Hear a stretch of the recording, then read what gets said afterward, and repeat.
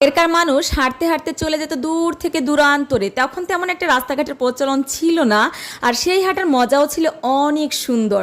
কয়েকজন মিলে গল্প করতে করতে বাজার করে বাজারের ব্যাগটা টুকটুক করে হেঁটে হেঁটে বাড়ি নিয়ে আসা কি একটা মজাই ছিল আলাদা। আর বাড়ির বউরা দাঁড়িয়ে থাকতো পথে, কখন আসবে আমার হাজব্যান্ড, না হয় ভাই ব্যাগটা নিয়ে।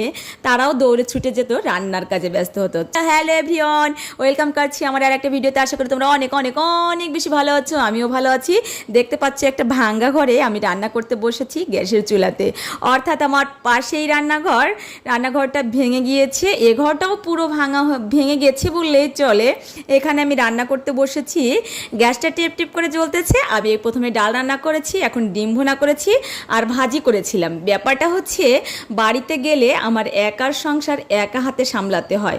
সব ধরনের মশলা, চাউল, ডাউল, সবজি সব আমার বাসা থেকে নিয়ে যেতে হয়।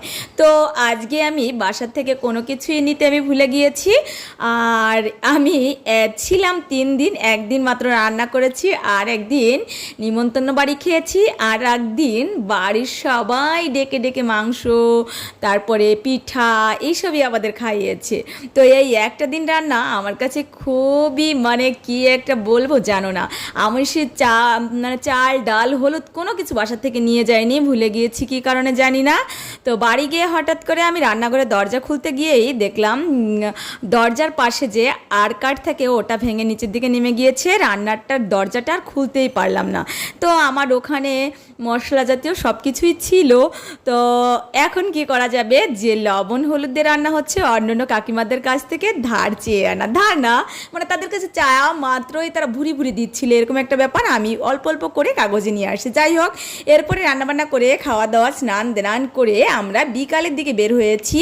এখানে দেখো অনেক অনেক গরু চড়ানো হচ্ছে, অর্থাৎ গরুগুলো একদম ছাড়া, ধান কাটা শেষ, এখন গরুগুলো ছেড়ে দিয়েছে, কোনো রকমের গোছর দেয়া নেই, ওরা মনের আনন্দে খাচ্ছে। আর আমাদের এই রাস্তার পিচ ঢালাইটা চলবে হয়তো আর 15-20 দিনের মাথায়। আর এই রাস্তাটা এখন দেখছো ঢালাই গাড়ি দিয়ে যে খোয়া বিছানো ছিল ওইগুলোই সুন্দর করে সেট করে দিচ্ছে।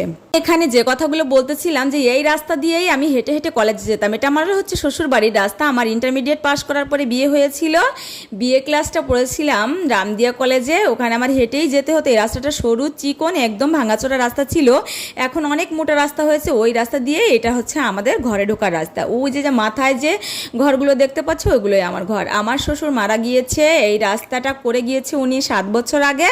আর গাছগুলো লাগিয়েছে, দেখো গাছগুলো কত সুন্দর বড় হয়ে গেছে, তাই না?